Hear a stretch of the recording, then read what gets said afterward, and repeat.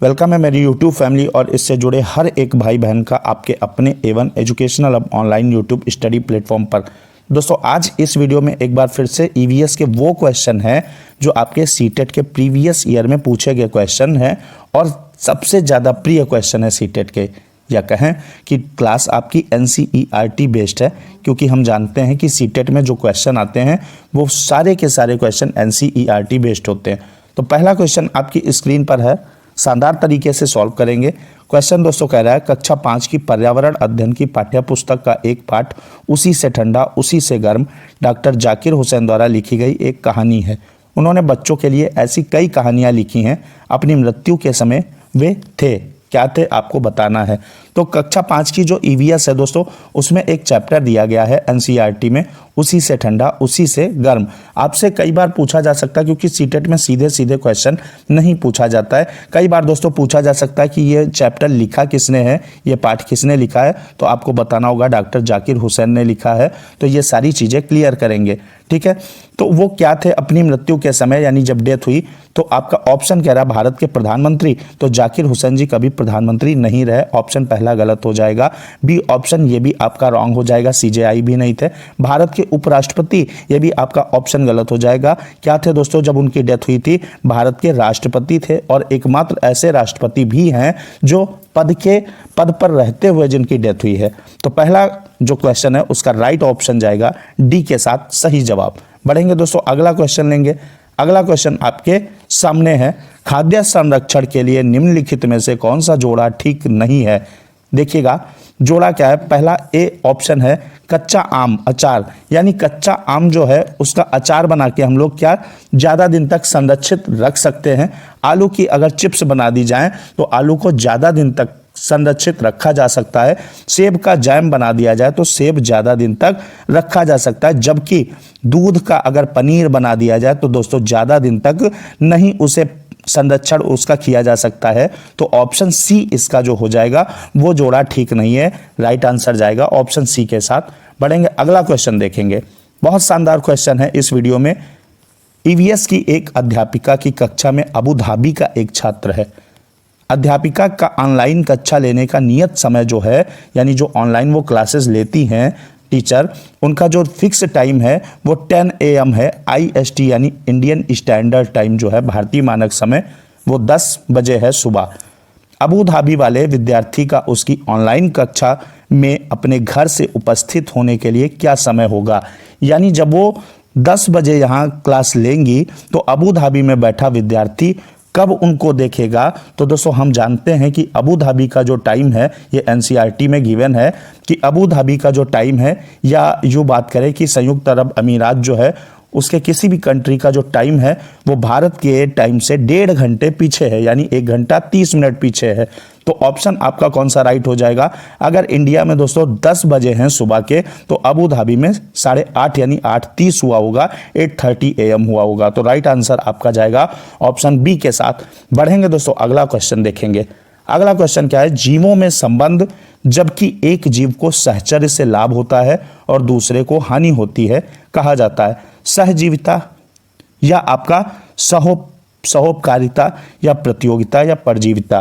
तो दोस्तों देखिएगा, जीवों में संबंध जबकि एक जीव को सहचर्य से लाभ होता है और दूसरे को हानि, जैसे मॉस्किटो यानी मच्छर आदमी पे बैठता है या जानवर पे बैठता है तो मच्छर को लाभ होता है, लेकिन आदमी को क्या उसका खून पिया जा रहा है मच्छर के द्वारा। तो लाभ किसको हो रहा है, एक जीव को हो रहा और दूसरे को हानि होती है। तो इसे दोस्तों कहते हैं पैरासाइटिज्म, यानी आपका परजीविता बोलते हैं। और मच्छर क्या होते हैं, परजीवी होते हैं, ठीक है। तो आपका कौन सा ऑप्शन राइट हो जाएगा, डी ऑप्शन राइट हो जाएगा। सहजीविता दोस्तों क्या होती है, जैसे बगुला भैंस पर बैठता है तो बगुला भैंस पर बैठता है तो भैंस के ऊपर जो कीड़े मकोड़े होते हैं उनको खाता है तो भैंस को भी आराम मिलता है और जो बगुला है उसका भी पेट भरता है। तो इससे दोस्तों सिम्बायोसिस बोलते हैं, यानी सहजीविता। देखेंगे पिक देखेंगे, ये आप देखेंगे यहाँ क्या है, बगुला भैंस पर बैठा है, इसे बोलते हैं सहजीविता। और जब एक को लाभ होता है तो उसे क्या बोलते हैं दोस्तों, उसे बोलते हैं परजीविता, ठीक है। बढ़ेंगे अगला क्वेश्चन लेंगे। अगला क्वेश्चन देखिएगा, पहचानिए कि निम्नलिखित राज्यों में किसकी एक दिशा में समुद्र है, यानी किसकी एक दिशा में समुद्र है, ठीक है। कायदे से ऑप्शन को देखेंगे, गुजरात, महाराष्ट्र, गोवा, कर्नाटक, केरल, तमिलनाडु, आंध्र प्रदेश, पश्चिम बंगाल और अंडमान निकोबार द्वीप समूह। मैं आपको राइट आंसर बताऊंगा, लेकिन उससे पहले दोस्तों वीडियो को जरूर लाइक कर दीजिएगा। और अगर आपको ऐसी ही क्लासेस रोज चाहिए तो चैनल को सब्सक्राइब करके बेल आइकन प्रेस कर दीजिएगा। हर रोज आपको मैथ और ईवीएस की क्लासेस मिल जाएंगी। तो क्वेश्चन दोस्तों क्या कह रहा है, अंडमान निकोबार द्वीप समूह, ये दोस्तों आइसलैंड है, आइसलैंड। और क्वेश्चन आपसे साफ साफ क्या कह रहा है कि एक दिशा में समुद्र है, तो पहला क्या हो जाएगा, रॉन्ग हो जाएगा, क्योंकि अंडमान निकोबार दोस्तों पूरा पानी के बीचों बीच में है। ऑप्शन पहला रॉन्ग हो गया। फिर कह रहा गुजरात, महाराष्ट्र, गोवा, कर्नाटक, केरल, तमिलनाडु, आंध्र प्रदेश, पश्चिम बंगाल और ओडिशा। ऑप्शन तो कौन सा सही लग रहा है, ऑप्शन दोस्तों आपका यही वाला करेक्ट है, बी ऑप्शन करेक्ट हो जाएगा। सी में क्या है दोस्तों, मध्य प्रदेश, और मध्य प्रदेश हम जानते हैं समुद्र के किनारे नहीं है, ठीक है। फिर कह रहा है गुजरात, मध्य प्रदेश, इसमें भी मध्य प्रदेश आ गया, तो फिलहाल ऑप्शन आपका कौन सा राइट हो जाएगा, बी ऑप्शन राइट हो जाएगा। देखेंगे यहाँ से थोड़ा सा मैप देख लेंगे, मैप क्या है दोस्तों आपका, कर्नाटक देखिए, महाराष्ट्र देखिए, गुजरात ये देखिए, ओडिशा देखिए, यहाँ पे वेस्ट बंगाल है, ठीक है, आंध्र प्रदेश है, तमिलनाडु है, केरला है, यानी इधर क्या है दोस्तों, इधर आपका अरेबियन सी है और इधर बे ऑफ बंगाल है। तो इतने आपके स्टेट जो हैं वो समुद्र से एक साइड से घिरे हुए हैं।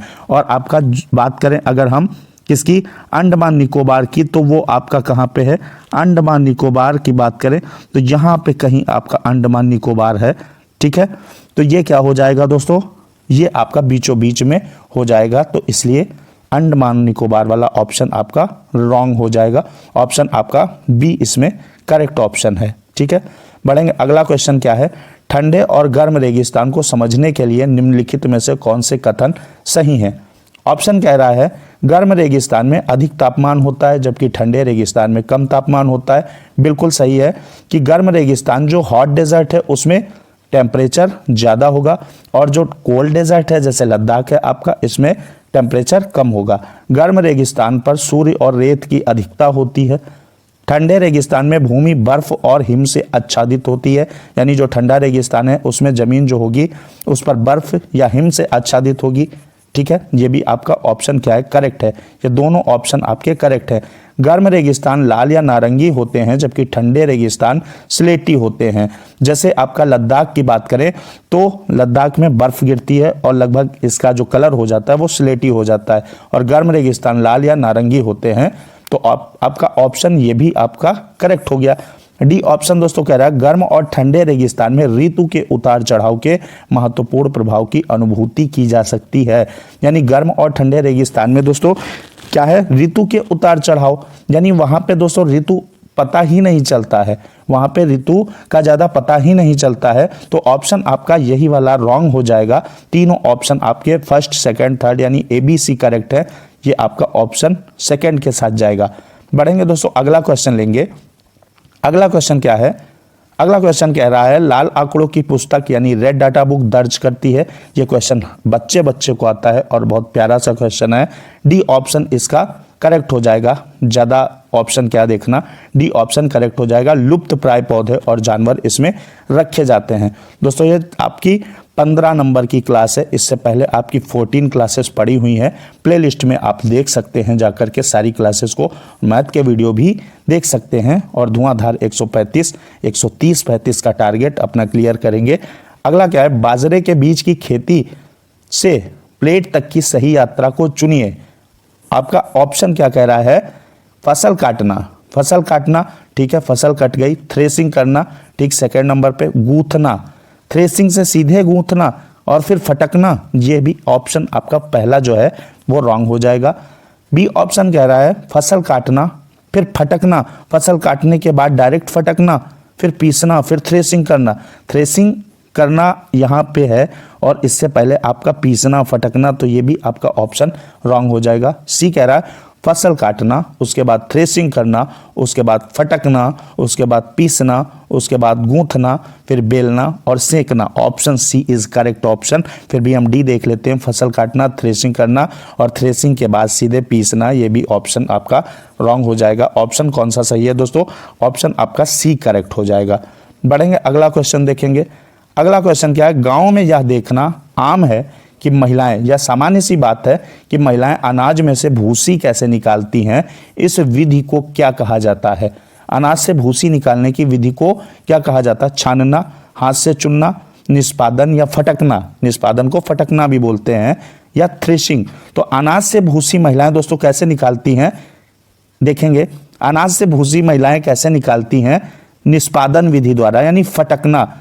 और जिस इंस्ट्रूमेंट से फटका जाता है अनाज को वो कमेंट बॉक्स में बताएंगे कि आपके क्षेत्र में क्या बोलते हैं उसको। हमारे यहाँ तो सूप बोलते हैं। तो ऑप्शन क्या हो जाएगा फिलहाल इस क्वेश्चन का, सी ऑप्शन राइट हो जाएगा। यहाँ देखेंगे ये आपका जो है इसे हम लोग सूप बोलते हैं, और इस प्रक्रिया को सूप से अनाज को उछाल कर फटकना उसे बोलते हैं उछालने को, जिससे भूसी बाहर हो जाती है। देखेंगे, बढ़ेंगे दोस्तों, अगला क्वेश्चन लेंगे। अगला क्वेश्चन कह रहा है विशेष क्षेत्रीय प्रजातियां, यानी जो विशेष क्षेत्र में पाई जाती हैं। ऑप्शन ए क्या है, दुर्लभ प्रजातियां, उन्हें बोलते हैं लुप्त प्राय प्रजातियां बोलते हैं। लुप्त प्राय होंगी तो दोस्तों कहीं नहीं पाई जाएंगी। दुर्लभ प्रजातियां, आयातित प्रजातियां, यानी तो आयातित प्रजातियां जैसे आपका अभी कुछ दिन पहले चीता आए थे, और अब आप ये भी बताएंगे कि चीता किस पार्क में रखे गए हैं। जो चीता लाए गए थे कहाँ से, किस देश से लाए गए और किस पार्क में रखे गए हैं, उनकी देखरेख की जा रही है। ठीक है, फिर कह रहा है ऑप्शन एक क्षेत्र में पाई जाने वाली प्रजातियां, ये बिल्कुल करेक्ट ऑप्शन आपका हो जाएगा। Option D is correct option. तो आज के वीडियो में दोस्तों फिलहाल इतना ही। उम्मीद करता हूं दोस्तों आपको ये क्लास बहुत शानदार लगी होगी, और सारी क्लासेस देखिएगा, धुआंधार तैयारी कीजिएगा। मिलते हैं अगले वीडियो में शानदार क्वेश्चंस के साथ, दमदार क्लास के साथ। जय हिंद।